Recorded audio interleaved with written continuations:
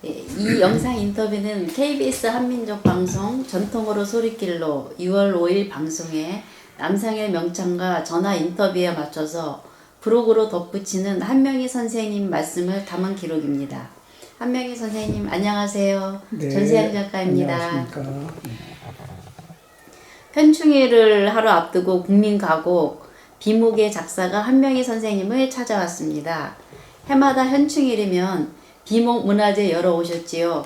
올해는 어떠신지요?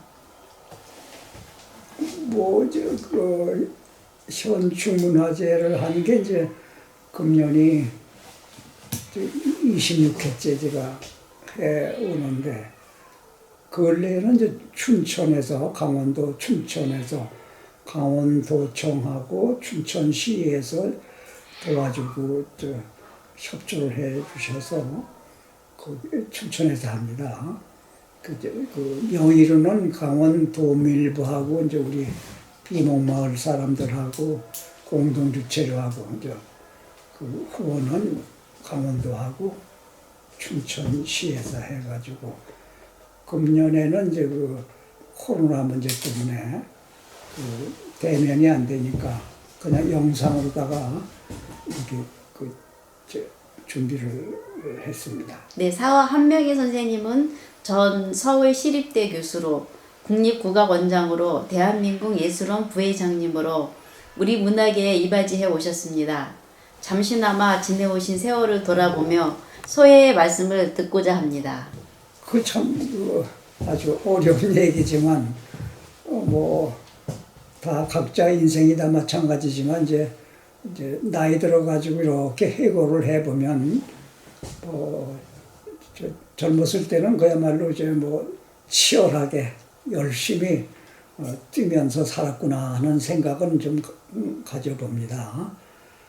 그런데 이제 늙음하게는 이제 대개 인생살이가 다 그렇게 소중하게 생각했던 거, 애지중지 생각했던 것도 다 먼저 별거 아니구나 하는 생각을 요즘은 가끔 해요.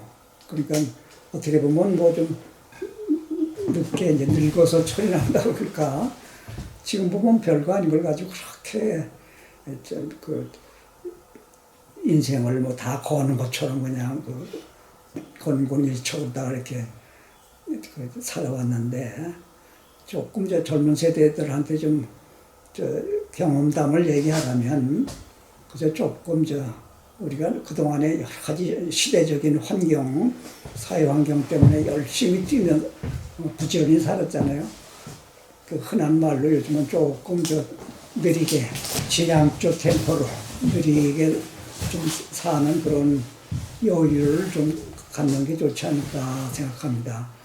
그 느리게 살면서 좀 생각하는 시간을 가져야 되는데, 그래야 자기가 왜 사는지 어떤 궁극적인 질문도 해가면서 자기 어떤 가치를 최선으로 가장 소중하게 여기면서 살아갈까, 이렇게 좀 인생살이를 정립을 좀 해봐야 되는데, 우리는 인생살이를 탐색해볼 겨를도 없이 그냥 열심히만 살아온 세대였단 말이죠. 그러니까 그게 헛상대 아닌가 하는 허무감이, 허전함이 많이 들어요. 그래서 젊은 세대들, 특히 이제 새로운 세대들은 좀 이렇게 여유 있게 생각하는 삶을 좀 습관화하는 게 좋지 않을까 하는 생각을 좀 가져봅니다.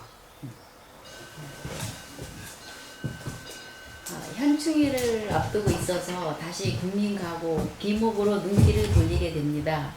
비목 탄생의 순간을 오늘 다시 회고해 보시면 어떤 감회가 드시는지요? 현충일은 26년 전에 제가 시작을 했으니까 1996년 현충일 날 제가 최초로 이제 그 당시에는 이제 호국영령들에 대한 어떤 진원미술제 성격으로 했어요. 추모나 막연한 추념보다는 진원예술제라고 그래가지고 나라를 위해서 이렇게 목숨 바친 젊은 다 20대 청춘들 아니야. 얼마나 애환이 많고 여한이 많겠어요. 그래서 그런 분들을 좀 이무해 줘야 되겠다. 왜 그런 생각을 했냐면 그 당시에는 뭐 상상이 안 될 거야. 전부 현충일은 그냥 공휴일이야. 놀러 가서 그냥 뭐 술 먹고 뭐 이런 저 세태였었어요. 믿기지 않겠지만서도. 그런데 가만히 생각하면 아 누구는 가서 청춘 맞춰서 주고 있는데 그런 기념일인데 이렇게 술 먹고 공휴일처럼 놀러 다녀서 되겠는가. 그래서 이제 내간에는 나래도 가서 좀 그분들을 위모해 줘야 되겠다 해서 저 화천 그 전방 가까운 평화의 강변 둔치에서 이제 시작이 된 게 그 현충일 최초의 문화 행사로다가 여러 가지 이제 음악회 합창도 하고 연주도 하고 뭐 추모 신앙송도 하고 이런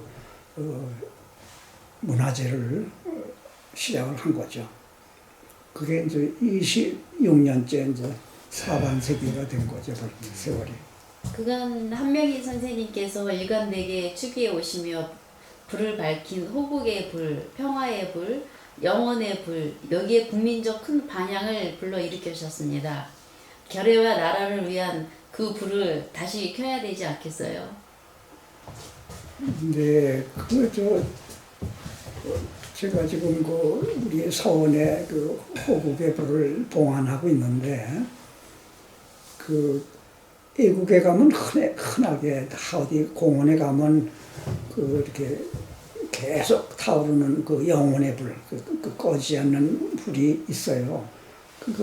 다 이제 전쟁 때 산화한 조국을 왜 전사한 그런 전사자들을 위모하는 거거든요. 뭐 하다못해 중앙아시아 카자흐스탄이고 뭐 아제르바이잔 이런 데 가도 다 있습니다. 뭐 레닌그라드 뭐 무슨 파리 어디든 다 있어. 그런데 우리나라만 없었어. 그게. 현충원 국립묘지 현충원 같은 가도 계속 타오르는 불이 없어요. 지금은 뭐 어떻게 됐는지 모르지만 그래서 이게 아니다. 그러니까 그럼 애국 사람들 보면 이 공원에 가다가 시민들이 이렇게 계속 타오르는 불 앞에서 이렇게 묵념하고 꽃향이 놓고 이렇게 묵념해요. 그러면 일상생활의 생활 속에 들어와 있는 거야. 그런 묵념하면서 무슨 생각하겠어요? 은연중에 평소 습관이 나라가 소중하다. 또 나라 지키면서 죽은 자가 정말 고맙다. 저분들 덕에 오늘날 우리가 이만큼 살고 있다. 이런 걸 자연히 이제 느끼고 반성하게 되고 그게 바로 안보교육, 국가관 교육이 자동적으로 되는 거야. 근데 우리는 처참한 6.25를 겪고도 그런 거 다 그냥 흘려버려요. 그래서 이제 호국의 불에도 만들어야 되겠다 싶어가지고 6.25 전쟁 60주년 때 환갑 때 저기 이제 평화의 댐 비목공원에 가가지고 6월 25일 날 6.25 날 진원제를 하고 거기 이제 참배객들이 분향한 향불을 그대로 살려가지고 이제 지금까지 켜 있는 게 호국의 불이에요. 그거 지금 이제 11년째가 된 거죠.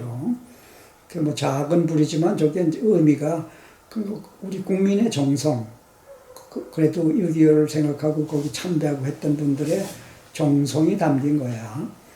그래서 이제 벌써 10년 세월이 가고 저게 30년, 50년, 100년이 가면 정말 좀 역사적인 불이 되는 거죠. 그래서 무슨 역사적인 의미보다도 하여간 호국영령들의 호국의 불을 음미하면서 우리가 나라에 대한 어떤 소중함, 국가관 뭐 이런 거를 늘 공유했으면 좋겠다는 그런 의미라고 보면 되겠습니다.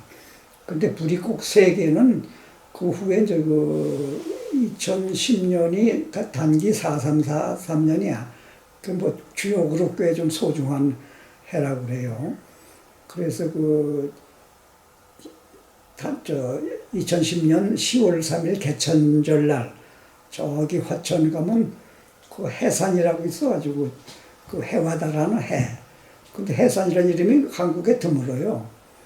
그 해산 의미가 있는 거다. 해산 정상에 가서 천제를 지내고 우리 나라와 민족이 영원히 번창하자 하는 의미에서 천지를 지내고 그때 또 그 향불을 체화해가지고 지금까지 갖고 있는 게 영원의 불이라고 해서 그게 우리나라 나라와 민족이 영원하라는 뜻입니다. 영원의 불.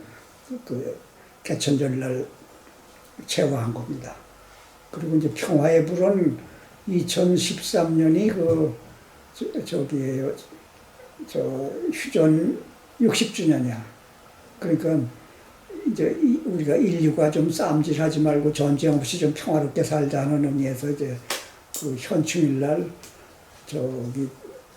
양구의 도솔산이라고 이제 아주 6.25의 격전지가 있어요. 도솔산 그 정상에서 이제 그 평화음악회를 하고 추모 음악 겸 평화음악회라고 평화부를 체화를 해서 그거를 갖고 있는 거야. 왜 그렇게 굳이 세 가지 부를 그렇게 만들었냐면 우리나라 그 옛날에 왜 해 속에 삼조고라고 있잖아요. 고구려 시대 때 벽화에 보면 해 속에 세발가마기. 그 삼조고가 우리 동이민족의 그 어떤 그 숨은 문화 코드야. 그래서 음악도 보면 우리 한국 음악은 되게 삼박자 계통이죠. 근데 같은 동북아 문화권인데 한자 문화권인데도 불구하고 일본이나 중국은 삼수를 좋아하지 않고 짝수야. 그러니까 음악도 다 이박자 계통이 주류를 이루어. 요게 바로 우리 민족의 어떤 그 문화적인 DNA야. 삼수가. 그래서 그 삼조고에 비견해서 이제 세얼불, 세 가지 얼이 담긴 불이다 해가지고 세얼불을 채워서 호국의 불, 평화의 불, 영원의 불 이렇게 해서 만들어 놓은 겁니다. 저것이 어떤 상징책에 어떤 좀 연륜이 붙으면 의미가 좀 있는 그런 불로 정착이 될 수가 있죠. 네, 한명희 선생님은 철학 박사로 우리 전통 음악에 깃든 우주적 교향곡과 같은 얼과 정신을 미학적으로 밝히신 서적을 내시기도 했습니다. 오늘 다시 우리 전통 음악에 깃든 소중한 결의의 원림과 대자연의 교향곡과 같은 정신을 밝혀주셨으면 합니다.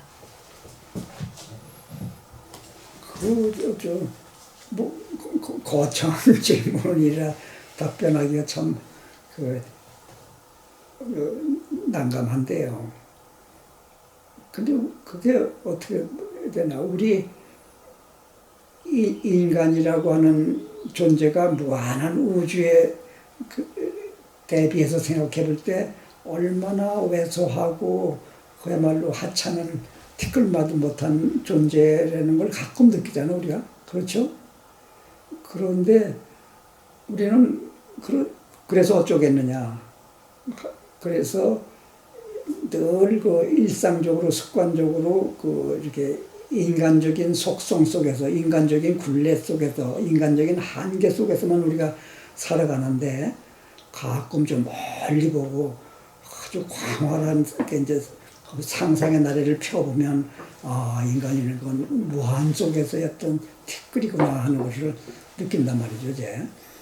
근데 우리가 무슨 사회학적인 입장이나 무슨 우리 인문학이다 하는 건 전부 인간 중심으로만 이렇게 생각을 이루어진 학문이고 사유체계란 말이야. 그런데 좀 인간이라는 건 뭐야? 다 대자연과 대우주와 얽히고 서는 하나의 어떤 조직 속에서 한 규팅이란 말이죠, 이제. 그러면 전체의 얼개를 좀 보면서, 즉 우주적인 얼개를 보면서 거기 속에서 내 좌표가 요거다. 그렇게 그런 틀을 가지고 이렇게 세상을 보는 안목이 필요하다 하고 저는 생각을 해요. 그래서 인간적인 한계 속에서 이렇게 미시적으로 세상을 착 보는 것보다는 좀 크게 테두리를 보면은 인생의 가치관도 달라지고 사고방식도 달라지고 우리의 삶의 패턴도 좀 달라지지 않겠는가 이렇게 생각해요. 그건 우리 인간 사람이라는 게 늘 너무 협소한 좁은 시각에서 바짝 눈앞에 갖다만 보고 살다 보니까 옆에 사람 뭐하지? 저 사람 돈 많이 벌었구나, 출세했구나. 또 똑같이 따라한단 말이야.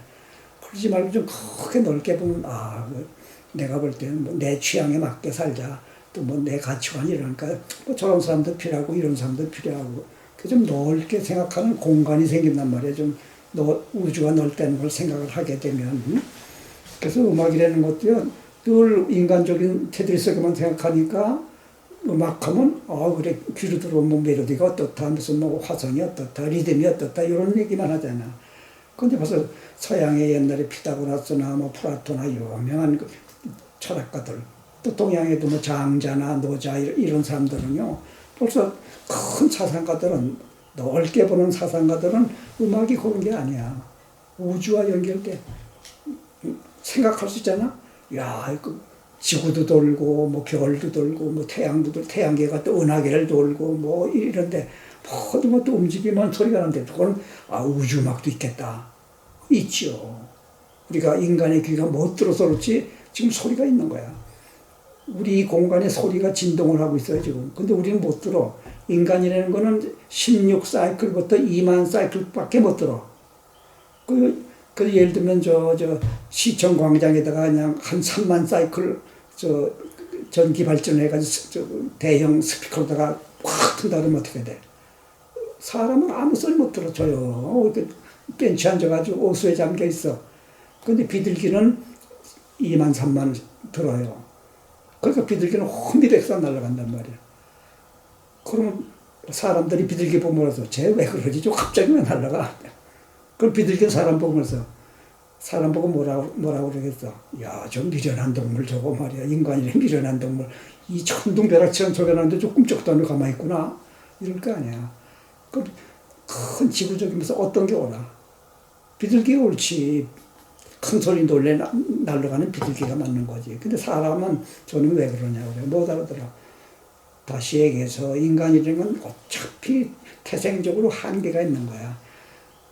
근데 우리 한계를 마치 벗어날 수 있는 마침 그 조물주가 준 좋은 도구가 하나 있어. 이성이라는 거, 지성이라는 거, 생각이라는 거. 그러니까 널리 상상하고 생각할 수 있는 힘을 인간이라는 종이 가지고 있는 거야, 이제. 그럼 그걸 활용을 해야지. 그걸로 한번 인간적인 테두리 세계 속만 보지 말고 그 상상력을 동원해서 멀리 보고 넓게 보고 그러면 우리의 생사 문제, 가치관 문제도 다 달라질 수 있어. 근데 늘 이렇게 테두리 속에서만 한계 속만 사는 사람은 늘 그저고 인간적인 한계 늘 싫어해라. 거기에 노예가 돼가지고 뭐 조금 뭐 돈이 조금 벌린다, 뭐 잘 나가면 해다 그리고 좀 뭐하면 썩한다고. 그러니까 단세포적이 그 조물주가 잡을 때, 야, 쟤들 저렇게 단세포적이고 저렇게 참을성이 없고 왜 조직경이냐 이럴 거 아니야. 근데 왜 지금도 마찬가지고 내가 옛날에 군대 생활할 때 심심산골 대자연 속에 저렇게 있으면서 보니까 저 식물들이 동물보다 더 진화했어. 한참 더 진화했어. 난 지금도 그 소신이야. 그리고 내가 서재에서 요 은행나무 있잖아. 창밖에 큰 놈. 저는 이렇게 내면 저놈이 나보다 더 수양이 되고 더 군자 같은 사람이야. 응? 처음부터 뭐 나무가 꺾여도 무슨 뭐 톱질을 해도 뭐 아프다 소리 한 번 안 하잖아. 그때 의연하게. 그러면서도 생명 보존은 다 하잖아. 다 추우면 이거 자기가 살기 위해서 낙엽이라는 게 뭐, 잎이라는 게 뭐, 자기 그 수족이야. 수족이고 자기 분신이야. 분신 다 잘라낸단 말이야. 그 생명의 에센스만 갖고 있다가 또 살아나는. 그 생명은 지켜가는 것. 근데 인간은 뭐 어디 조금은 다쳐도 뭐 오두방정 떨고 뭐 이거 뭐 다친다 그러고 뭐 흙 털어주고 뭐 그 제가 나 수목들이 점점 과묵한 말 없는 수목들이 볼 때 뭐라고 그러겠어요. 야, 저런 동물도 있구나. 응? 그런 의미에서는 노자가 참 그 생각을 많이 한 사람이야. 응? 지자부론이라 했잖아. 그 인간 말 많어. 그럼 그 말 많은 사람은 모르는 거야. 지자는 부지. 응? 아는 사람은 말 안 해. 언자부지야. 말하는 사람은 부지야. 말 많이 하는 사람은 진짜는 모르는 거야. 응? 그 얼마나 노자가 사색을 많이 했다니까. 그래, 말 많은 사람처럼 뭐 진짜 백이 아는 사람 없다.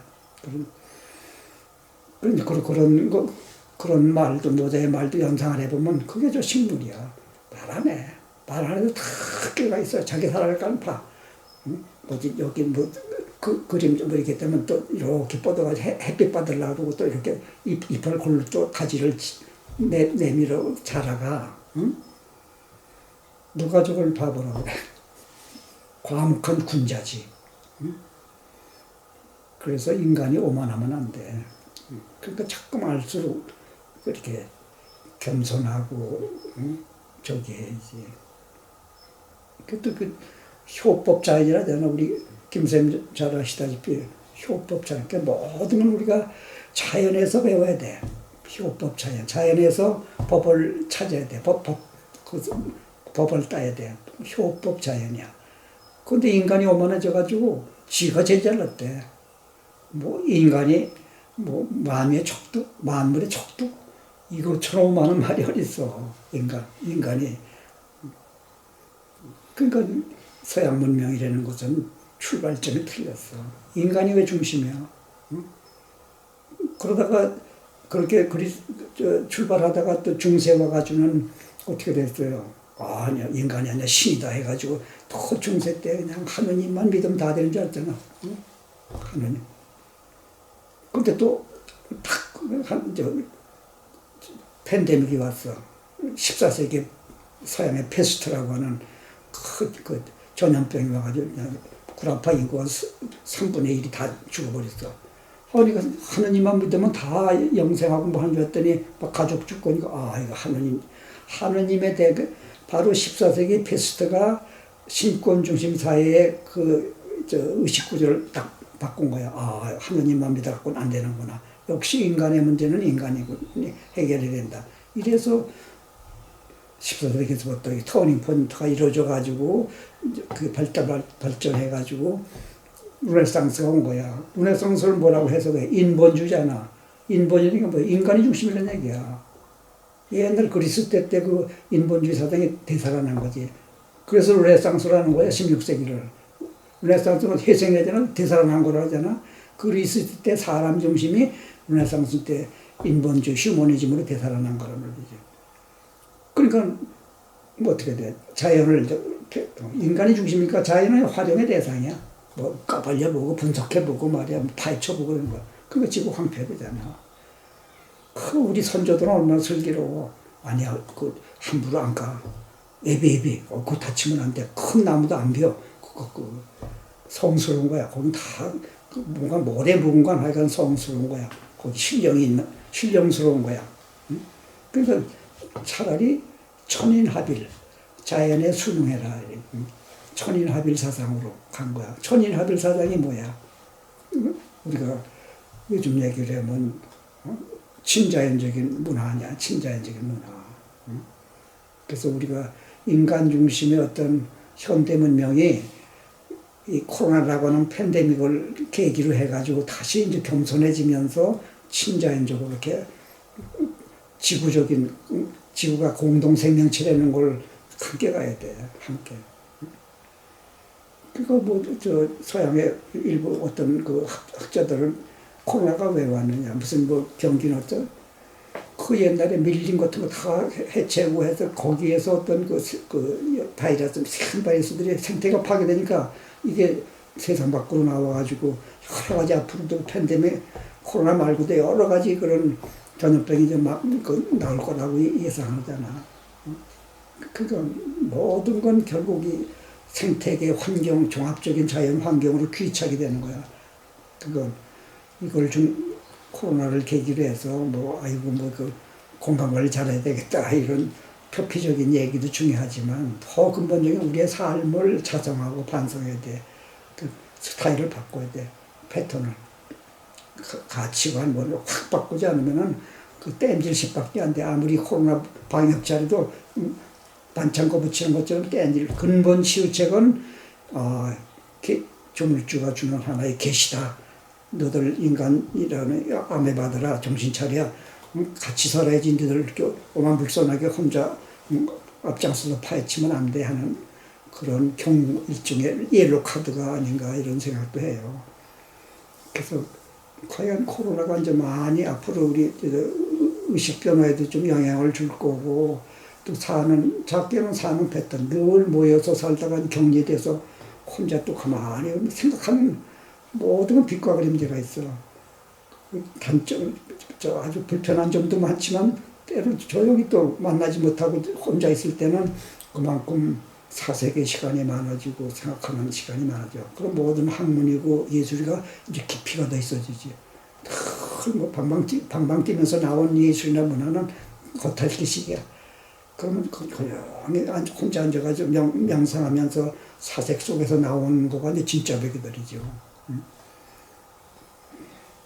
그래, 하여간 뭐 두서없는 얘기지만 뭐 하여간 우리가 세상살이라는 게 다 각자가 각자 인생 사는 건데 이거다 하고 하나의 답이 나올 수도 없고 하나의 진리가 나올 수도 없는 거니까 내가 걸어온 인생 경험은 그렇다 이런 얘기를 드릴 수가 있죠. 이렇게 말씀 듣고 이렇게 있으니까요, 무슨 뭐 열반에 들어가는 법문을 들은 그런 기분이 들어요. 선생님 너무 훌륭하신 말씀을 해주셔서 제가 가슴에 그냥 확 와닿았습니다. 네, 현재 이미시 문화서원 자장으로 우리 정신문화의 정수를 재발현시키고 고전의 밭을 일구고 계십니다. 이미시 문화서원에서 하고 계신 일들도 말씀을 부탁드립니다. 이미시 문화서원이라는 건 이름부터가 이응, 미음, 시옷의 첫자를 따가지고 우리 한글에 이응, 미음, 시옷 첫자를 따가지고 지은 건데, 이응은 뭐냐면 하늘을 뜻해요. 동그라미는 천원지방이란 말 있잖아. 하늘은 둥글고 땅은 평평하게 네모났다. 천원지방이란 말을 옛날부터 썼었지. 그러면 하늘을 뜻하는 게 이응이야. 우리. 그 다음에 미음은 네모는 뭐야? 그는 모방자. 규탱이가 생겼잖아. 네 개. 그건 땅을 뜻해요. 그 다음에 하늘과 땅과 사이에 뭐가 있어? 인간이 살죠? 인간. 옛날에는 시옷을 갖다가 삼각형이야, 옛날에. 그러면 도형으로 보면은 원, 둥그러운 자, 또 네모배기 방, 삼각형, 각, 뿔각자를 쓰지. 근데 이건 사람이야. 함으로 하면 원방각이야. 그걸 요즘은 옛날에 원방각이라는 말도 썼는데 요즘은 그 원방각이라는 말 잘 안 써요. 요즘은 그걸 천지인 요즘은 이렇게 얘기해. 하늘과 땅과 사람. 그러니까 이미시라는 건 천지인을 얘기하는 거야. 앞서 얘기했듯이 인간 중심의 문명의 패러다임을 바꿔야 된다. 응? 아니 쥐뿔도 모르는 인간이 어떻게 중심이 되나 그렇잖아. 응? 자연 앞에 겸손해야 되는데, 그러니까 자연 속에서 배우고 적응하고 같이 융합이 되는 그런 천지인이 한해 묶이는 거. 응? 천지인을 같이 옛날 우리 선조 얘기했듯이 천인합일의 세계를 다 생활을 그렇게 우리가 살아가야 된다 하는 얘기입니다. 그래서 이미시는 그렇게 인간 중심의 지금 현대 문명을 갖다가 바꿔가지고 자연을 존중하고 자연에 순응하고 자연과 같이 더불어 공존하는 그런 패러다임으로 바꿔가야 된다는 얘기예요. 근데 역부족이지. 혼자 힘으로는 어떤 시대적인 어떤 캠페인이 벌어지고 맞아 그렇게 가야 돼. 그리고 그룹이 생기고 뭐 이렇게 돼야 조금 공동체 사람들이 의식이 바뀔 수 있는 거 아니야. 근데 나 혼자는 이제 역부족이고 나이도 들고. 그러니까 출발은 그렇게 한 겁니다. 이제 그런 걸 대전제로 해가지고 현실적으로 와서는 어떻게 되냐.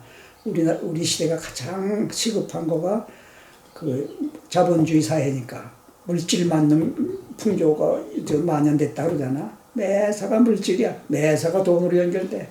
그거 아니다. 그러니까 우리나라는 좋은 덕목이 있어. 전통적으로 뭐야? 선비정신. 올거든 선비 뭐라요? 돈 갖다 안 받아. 더러운 돈 안 받아. 자기가 당당히 받을 돈 받지. 돈 받는 거.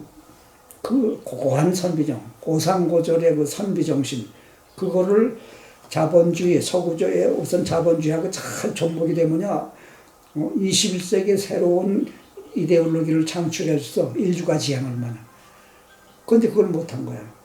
한국엔 그런 좋은 오상고절의 선비정신이 있는데, 또 물질의 소신 굽히고 이러지 않는 선비정신이 있는데, 그거를 서구에 이걸 하면은 인류를 구원할 수 있는 21세기 시대 사상이 나와요. 그거를 못한 거예요, 우리 한국 지성들이. 응?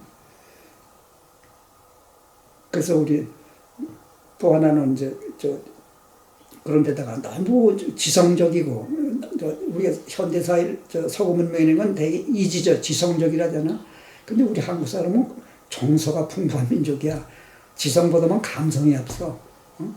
그냥 우선 마음이 맞으면 그냥 자기 죽어도 좋아. 그러니까 순교자가 많이 나왔잖아, 옛날에.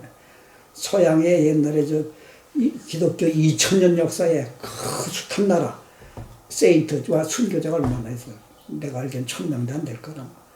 근데 옛날에 그 바오로 2세가 한국 와가지고 성자 몇 사람 서품했어. 103인인가 했잖아. 조선조 말에 천주교 흔히 순교했잖아요. 그러면 기독교 200년 역사도 안 된 조만한 한국 땅에서 한 나라 안에서 100여 명의 세인트가 나온 거야. 그건 예사로운 게 아니에요. 왜 그럴까? 깊이 좀 생각을 해봐봐. 우리는 옳다 하면 자기 생명 촉에 거치버려. 샤머니 후에답게 둥둥둥둥 해가지고 이거 해서 자기 옳다고 하는 신념 속에 막 빠져버리면 나 죽어도 좋아. 내가 앞장설게 하는 민족이야. 그런 무한한 에너지를 영출시킬 수 있는 우리 민족의 어떤 샤머니즘적인 샤머니즘 표현이 좀 또 단어에 얽매이지만 말이지, 어떤 신바람, 정서적인 신바람의 어떤 감성문화, 지성문화가 아니라 감성문화가 풍부한 거야. 그런 토양에다 갖다가 서양 문화의 어떤 지성이 만들어낸 논리나 이런 체제 갖다가 아무리 대입해봐도 안 생겨. 그러니까 융합점을 찾아야지. 갖다 그냥 접목시킨다고 되는 안 된다. 토양의 토지를 검사 안 하고서 종자 좋다고 갖다 해봐봐. 안 자라는 거나 마찬가지야. 그러니까 문화도 신토불이야, 문화도. 그러니까 외국 문화를 좋은 걸 받아들이려면 우리 체질 이런 걸 감안해가지고 이게 선택적으로 갖다 받아들이고 그래야죠, 이제. 응? 그래서 조금 그런 걸 좀 이렇게 차분하게 생각하고 우리 통시적으로 한번 우리 체질도 점검하고 이러면서 자기 전공 어느 분야에서든지 내 전공을 좀 이렇게 해서 하면은 서양도 아니고 이것도 아니고 이제 창조적인 뭐가 나오겠구나, 이런 창의성은 가만히 해도 공상하다가 요거 해볼까 저거 해볼까 머릿속에서 나오는 게 아니야. 머릿속에도 물론 나오지만 자기가 새로운 걸 토양하려면 온고 전통을 갖다 늘 음미해보고 천착하고 우리의 정서 토질이 이런 거구나 하고 그걸 알고 걷다가 그 토대 전제 속에서 뭐가 좀 생각을 해야 창의성이 나오는 거지. 공상에서 맴돌다 나온 창의성은 그냥 거품이야. 일회성으로 딱 반듯하다가 날아가 버려. 그런 거를 찔끔찔끔 하는 게 체계적으로 자꾸 누가 얘기하고 이제 교육이 되고 그게 확산이 되고 그러면 그런 거구나. 얼마나 우리가 시행착오를 많이 겪고 그냥 좌고 우면하면서 하기 때문에 그렇게 가보면 그때 그럴 것 같은데 또 쫓지는 아니야. 또 그럴싸하고 또 호응도 받고 그런 것 같은데 또 조금 되면 또 아니야. 그러니까 그 낭비지. 인생 낭비, 시간 낭비, 청춘 낭비하는 거 아니야. 그러니까 그래서 생각하는 공부가 좀 필요한 거야. 뭐 무용을 하건 뭐 시를 쓰건 뭐 하건 간에. 그래야 좀 이제 성숙한 문화 우리가 좀 뭔가 좀 사려 깊은 그런 생각하는 사회. 그래야 그렇게 그런 문화가 정착이 돼야 정치고 우리가 겉돌고 뭐 그냥 뭐 말의 성찬만 들어오는 이런 거품이 서서히 꺼지면서 그런 짓거리 하나는 먼저 부끄럽게 생각하지 이제. 그래. 아까 이제 코로나에 대해서 좀 언급을 좀 해주셨는데 지금 이제는 코로나 때문에 다들 힘들어 하잖아요. 그래서 요즘 코로나19로 우리 생활상이 많이 바뀌고 몸과 마음이 지쳐 있습니다. 어찌 달래고 풀고 힘을 내서 살아야 할지 말씀해 주셨으면 합니다. 나는 그 코로나 문제도 그거 뭐 그냥 뭐 조심은 하고 늘 그건 해야 되지만 그거 뭐 인생살이도 그렇고 세상 만사가 다 흥망성쇠가 있고 기복이 있는 거란 말이죠. 그러니까 뭐 한때 코로나 그런 역병, 유행병도 있을 수 있고 뭐 난 그렇게 받아들이는 편이야. 그걸 방관하고 무슨 저 방치하는 게 아니라 조심은 해야 되지만 그 뭐 있을 수 있는 거지. 근데 너무 호들갑하고 뭐 또 이런 것도 난 별로 바람직한 대응책은 아니지 않느냐. 그러니까 그리고 또 코로나면 역지사지. 남도 생각을 하고 늘 우리 사회가 좀 필요한 게 좀 더불어 사는 사회라는 거. 되게 나만 내 중심으로 나만 생각하는데 나이를 드니까 좀 더불어 사는. 지금은 우리나라만 사는 게 아니잖아. 지구촌 전체 아니야. 그러면 지금 저 인도 같은 데 좀 하루에 몇만 명 확진자 나오고 몇천 명씩 죽어가잖아, 하루에. 응? 또 아프리카 같은 데 가난해서 돈도 없고 이런 사람들 그냥 속수무책이잖아. 그러니까 그런 걸 생각할 때 우리가 너무 또 좀 과민 반응 정도는 하지 않아도 되지 않는가. 그런 생각을 좀 해봅니다. 그래서 너무 우리는 센세셔널하게 이렇게 이리저리 휩쓸리기를 잘하는 민족이야. 근데 좀 차분하게 매사를 좀 객관적으로 보고 균형 있게 보는 이런 안목도 필요하다. 그러니까 자꾸 국민들이 휩쓸리고 그럴싸하게 과민 반응을 하면 정치하는데 그걸 또 악용해요. 그냥. 그걸 악용해서 또 덮어고 또 넘어가고 말이야. 이런 그러니까 국민들이 하여간 조금은 그래 인생 어차피 죽는 건데 한번 글쎄 그래 우리 철저히 조심은 하고 정부 지침 착실히 따르자. 그런데 너무 일상생활이 그냥 마비될 정도로 위축되지 말자 하는 얘기를 하고 싶어. 선생님 또 다른 계획이나 당부의 말씀이 있으시면. 내 인생의 마지막 버킷리스트라고 그러지. 이제 1순위가 는 뭐냐면 6.25 춘향공원 하나 만드는 거. 응? 6.25 전쟁을 추념하는 번듯한 공원 하나 없잖아. 그러니까 공원 개념 속에는 여러 가지 거기 6.25 한국 전쟁에 대한 모든 국내의 소설, 시 이런 거 국내만이 아니라 외국에도 많아요. 그럼 그런 걸 다 좀 전쟁 당사국이잖아. 그럼 좀 이렇게 취합을 해서 어디 좀 가면 한국 전쟁에 대해서는 한국 어디 가면 다 도서관에 가면 그 자료 다 있다. 거기 가면 다 읽을 수 있다. 이런 정도 하나 해놔야지.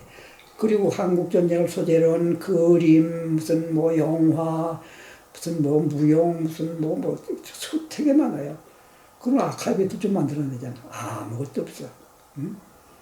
그래서 그건 돈이 몇백억 들어가야 되는 거니까 내 힘으로는 안 되는 거고 그래서 어디 매주 신문사하고 이렇게 공동 모금, 국민 모금도 좀 해서 하나 그런 걸 만들까 하는 생각을 오래전부터 했는데 그게 한 20년 돼갔죠. 옛날에 2004년에 우리 여기 서원마당에서 그 VIP들 모여가지고 결의대회를 해서 그런 거 하나 못 만드는 나라냐, 우리 그런 거 하나 만들자 해가지고 그때 강용원 총리가 연락도 안 드렸는데 어떻게 그 소식을 듣고 여기 나오셔가지고 그 어디 사진 지금도 있어요. 이렇게 막 눈물 흘리시면서 내가 명색이 참군 멤버인데 세상이 어떻게 이 지경이 됐느냐. 무슨 영화관에 가면 인민군이 진격하면 막 애들이 환호하고 저 유엔군이 진격하면 막 야진 없는 데다가 어떻게 이런 세상이 이렇게 됐느냐고 말이지. 그 강총리 선생이 그렇게 눈물을 흘리고 우시면서 그 고려대학교 그 서지문 교수가 또 조지훈 씨의 그 다부동 전투 이렇게 막 낭송하면서 막 울고 뭐 이제 그런 뭐 근데 그럴 때 그때 모인 뜻을 내가 한치도 지금 진척이 없어. 그래서 이건 내가 거기 전에 이제 그 간판이라도 여기가 6.25 춘향공원이 하고 뭐 해야 되겠다. 또 그거 도서관이라도 하나 만들어야 되겠다 하는 생각을 좀 간절히 해요. 그게 제일 우선순위야. 그리고 이제 두 번째는 내 전공 국악 전공 나는 뭐 그건 불가능할지도 모르지만 내 여생이나 뭐 체력으로 봐서 한국 음악 사상자를 한번 써보고 좀 좋겠다 하는 그 두 가지가 적입니다. 그리고 최근에는 그래서 그 6.25 그 정리하는 의미에서 그 비목을 포함해가지고 그 전쟁 소재로 해서 12개의 가사를 만들었어. 그건 이제 우리나라에서는 별로 없는데 서양에서는 그걸 연가곡이라고 그래. 하나의 주제로다가 여러 그 가사 노래를, 그러니까 노래 한 세트지. 세트를 연가곡이라고 그래. 전문 용어로는 노래, 사이클이라고 그래요. 저 대표적인 게 왜 슈베르트의 겨울나그네 같은 거, 또 무슨 물방울같은 처녀라든가 뭐 이런 거, 슈만의 뭐 시인의 사랑 뭐 이런 거 다 한 세트로 돼 있는 연가곡이야. 우리나라는 그런 게 별로 없어. 그러니까 이번에 DMZ는 이렇게 말한다. 타이틀이 거창하지. 자라스트라는 이렇게 말한다는 것처럼 DMZ는 이렇게 말한다. 타이틀로다가 12곡 가사를 썼어요. 그게 지금 이제 작곡 중이고, 그 일부는 작곡이 됐고, 그거를 이제 영문으로 번역이 끝났고, 또 일본어로 번역이 끝났고, 지금 이제 중국어 번역을 하고 있어요. 북경대 교수가. 그러면 그걸 이제 또 그림을 그렸고, 12편. 그래서 그걸 이제 시화집에다가 이렇게 6월 말쯤 엮어내려고. 그럼 그게 6.25에 대한 어떤 문학적인 하나의 어떤 후세에 좋은 기록이 되니까. 그런 작은 일 하나 마무리했습니다. 오늘 덕수 한명희 선생님 댁에서 소중한 말씀 영상으로 담았습니다. 잘 엮어서 전해드리도록 하겠습니다. 사후 선생님 건강과 행복을 빌며 줄이겠습니다. 선생님 말씀 감사합니다. 고생하셨습니다.